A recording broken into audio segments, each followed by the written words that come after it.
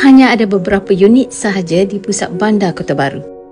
Selain binaannya di aras tinggi bangunan yang punya 2 ke 3 balkoni dengan view daratan, lautan dan langit biru nan luas, reka bentuknya open concept dengan banyak tingkap cermin membolehkan natural light dan udara segar masuk.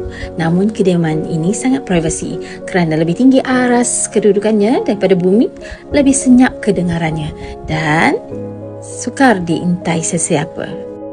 Lebih-lebih lagi lah duplex penthouse ini dilengkapi sistem kawalan keselamatan yang ketat, CCTV serta punya private lift dan private garden.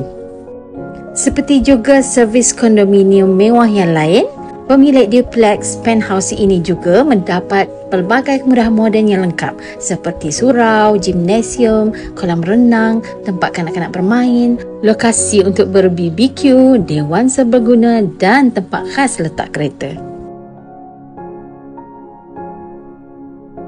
Nah, inilah Anjung Supermodern. Family love with balcony. Tu dia, nampak tak? Sea view dari kejauhan.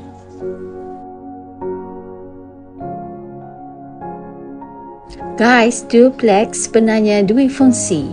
Fleksibel dijadikan rumah ataupun sebuah soho atau kedua-duanya sekali. Okey, jom masuk dalam bilik master bedroom. Para isteri mesti suka bilik ni. Sangat luas, istimewa sangat. Siap ada ruang kloset yang selesa dan ada sudut untuk letak meja solat dengan banyak ruang aksesori. Best.